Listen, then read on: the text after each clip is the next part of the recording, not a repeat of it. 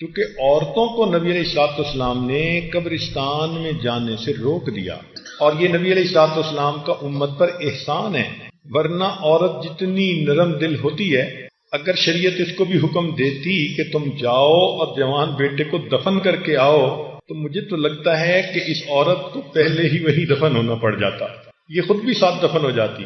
یہ تو اللہ نے مردوں کو دل دیے ہیں، کتنے محبت کے رشتے ہوتے ہیں، اپنے ہاتھوں سے نہلاتے ہیں، کفناتے ہیں، اور کندھوں پہ اٹھا کے قبرستان میں دفن کر کے آ جاتے ہیں۔ تو اللہ رب العزت نے ماں کو اس تکلیف سے بچایا، اس لیے فرمایا کہ عورت قبرستان میں نہ جائے۔ تاہم مردوں کو چاہیے کہ وہ وقتاً فوقتاً جائیں اور اپنے والدین کی قبور پر قرآن مجید کی تلاوت کر کے جتنا بھی اللہ چاہیں ان کو ایصال ثواب کریں۔ شریعت نے یہ بتلایا ہے کہ جو بندہ ماں باپ کی اطاعت کرتا ہے، فرما برداری کرتا ہے، ان کے دلوں کو خوش کرتا ہے، اللہ تعالیٰ دنیا میں بھی انعام دیتے ہیں، آخرت میں بھی اس کا انعام دیتے ہیں۔ چنانچہ والدین سے حسن سلوک کا دنیا میں کیا فائدہ؟ امام احمد بن حنبل رحمۃ اللہ علیہ نے انس رضی اللہ عنہ کے ذریعے سے روایت کی، فرماتے ہیں کہ جو ماں باپ سے حسن سلوک کرتا ہے اللہ تعالیٰ اس کی عمر اور رزق میں اضافہ فرما دے۔ تو ماں باپ کے ساتھ اچھا سلوک کرنے کی یہ برکت ہے، عمر بھی بڑھتی ہے اور مال بھی بڑھتا ہے۔ عمر بڑھنے سے مراد دو باتیں ہو سکتی ہیں، ایک تو یہ بھی کہ عمر فرض کرو 60 سال ہونی تھی، اب اللہ نے اس کو طویل کر کے 70 سال کر دیا، یہ بھی ممکن ہے۔ اور ایک معنی اس کا علماء نے یہ لیا کہ عمر تو تھی اس کی 60 سال، لیکن اس نے 40 سال کی عمر میں بلڈ پریشر کا مریض بننا تھا اور برین ہیمریج ہونی تھی، اور اس نے فالج کے ساتھ باقی زندگی محتاجی میں گزارنی تھی۔ اللہ تعالیٰ ان بیماریوں سے بچا کے زندگی کے صحت مند حصے کو لمبا کر دیتے ہیں، چنانچہ وہ آخری لمحے تک کسی کا محتاج نہیں ہوتا۔ یہ بھی عمر میں برکت ہے کہ ایفیکٹو حصہ عمر کا بڑھا دیا جاتا ہے۔ اور ایک فائدہ یہ کہ ماں باپ کا دل خوش کرنے سے انسان کے دنیا کے گناہوں کا کفارہ ہو جاتا ہے۔ چنانچہ امام ترمذی رحمۃ اللہ علیہ نے ابن عمر رضی اللہ عنہ سے روایت کی کہ ایک آدمی نبی علیہ السلام کے پاس آیا، اے اللہ کے نبی صلی اللہ علیہ وسلم مجھ سے بڑا گناہ ہو گیا۔ تو نبی علیہ السلام نے فرمایا تمہاری والدہ زندہ ہے؟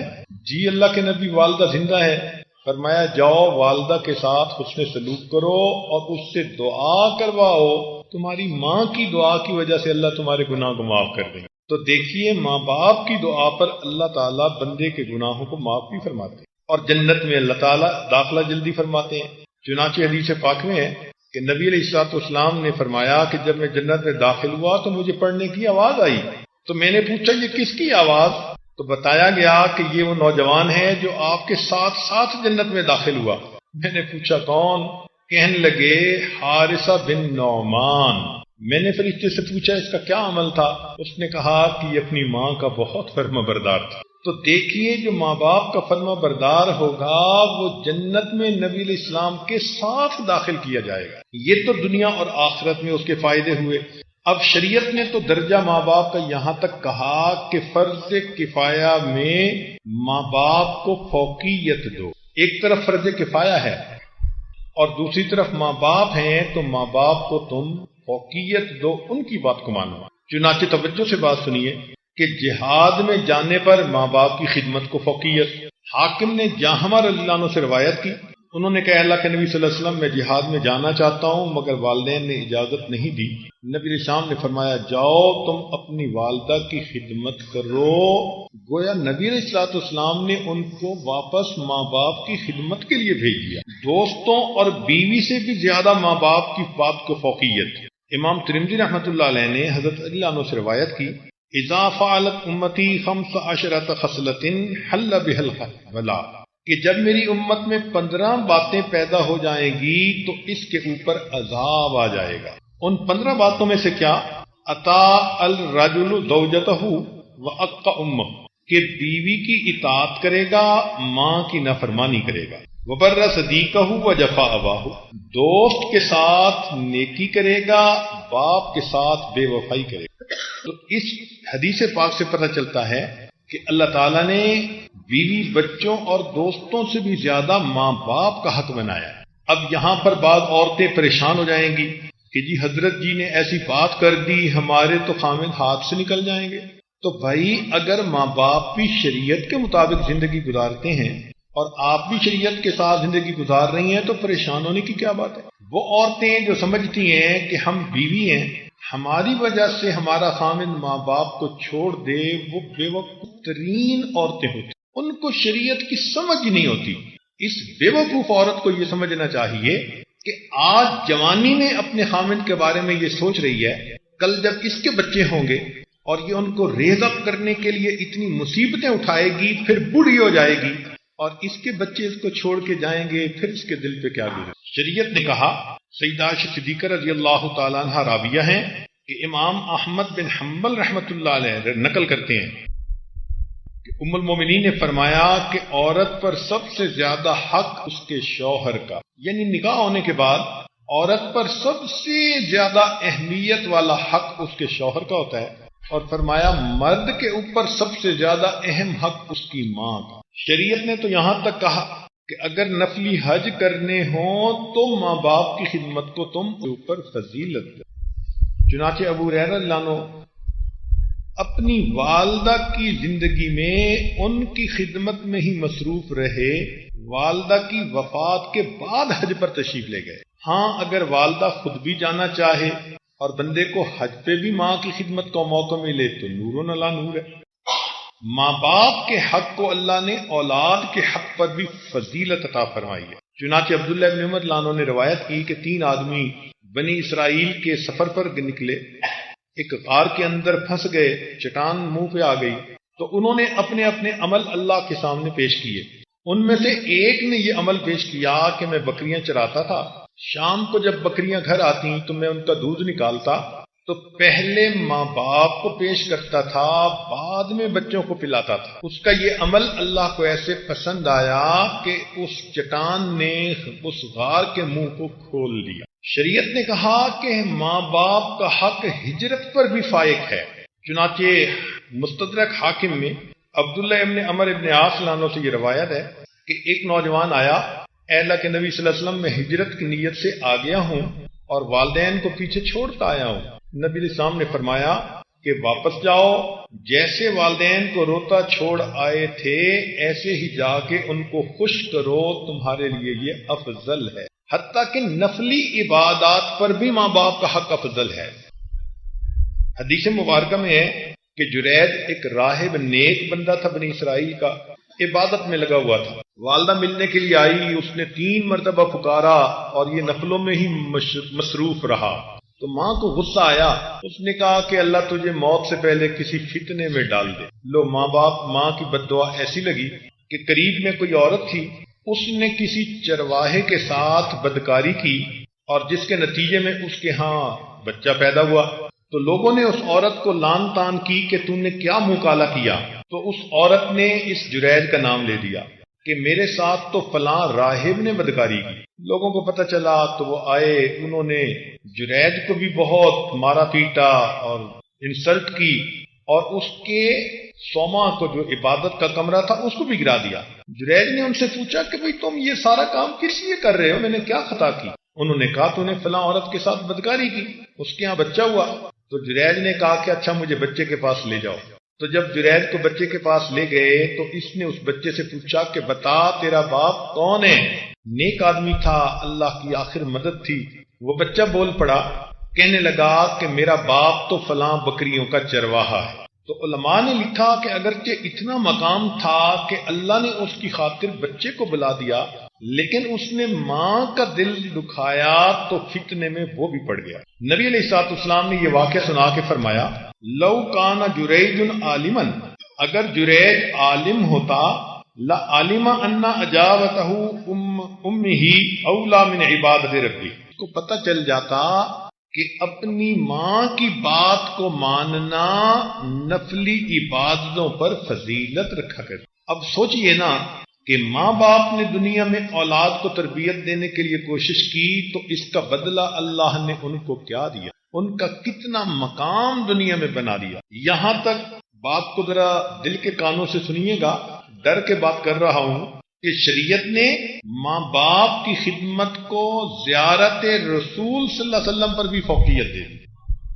چنانچہ امام مسلم رحمۃ اللہ علیہ نے اسید بن جابر اللہ عنہ سے روایت کی کہ اویس کرنی رحمۃ اللہ علیہ کرن کے رہنے والے تھے، والدہ کی خدمت میں لگے ہوئے تھے، چاہتے تھے کہ نبی علیہ السلام کی زیارت کریں، ایمان لا چکے تھے مگر ماں کی خدمت ہی کرتے رہے، آ نہیں سکے۔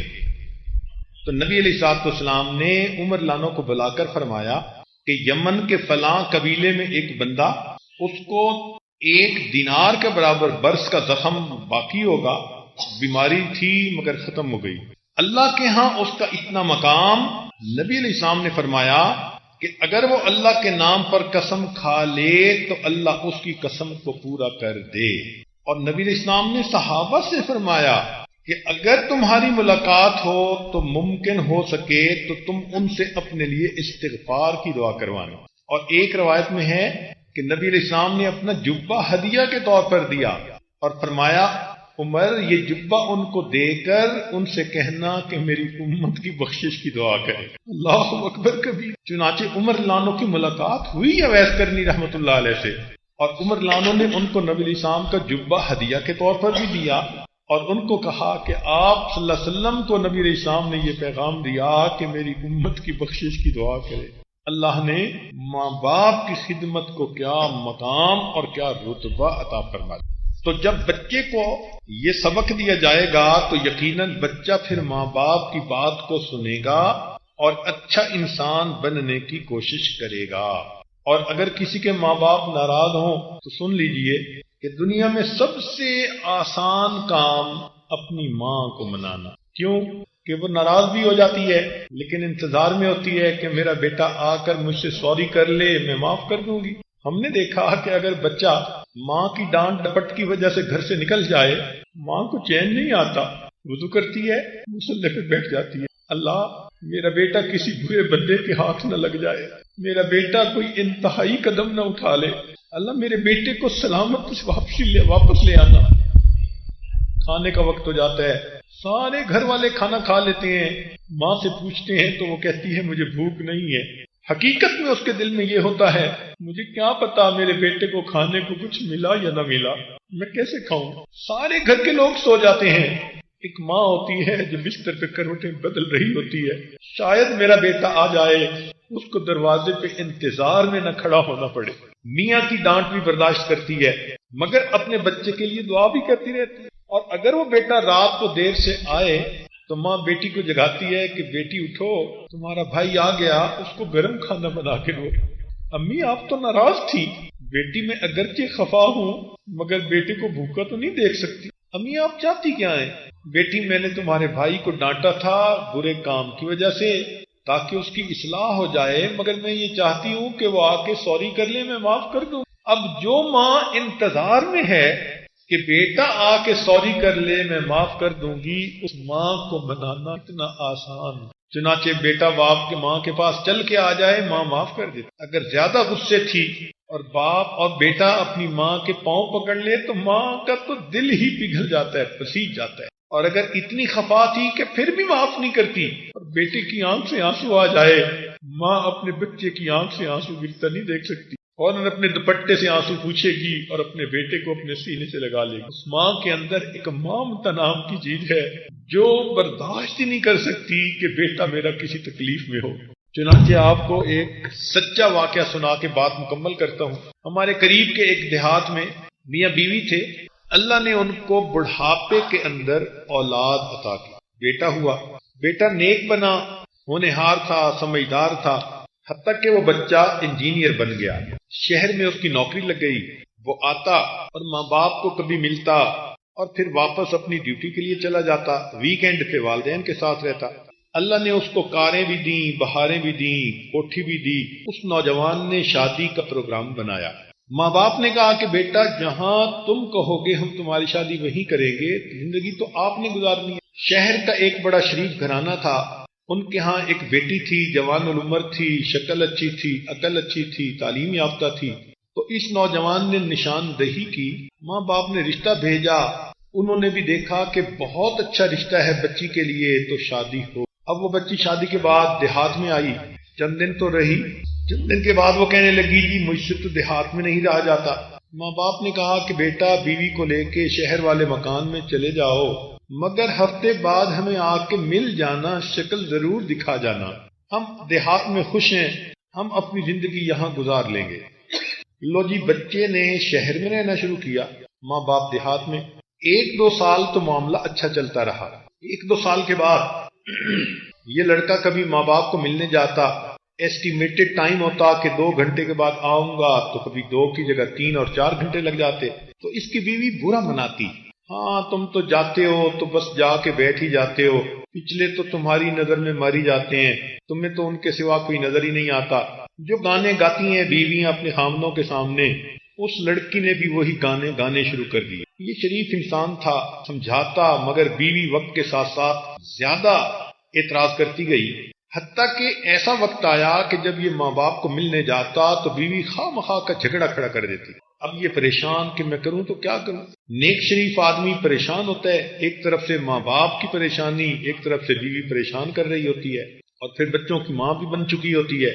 اسی دوران اس نوجوان کو سعودی عرب سے نوکری کی ایک اپرچونٹی ملی، تو اس نے اپنے ماں باپ سے اجازت مانگی.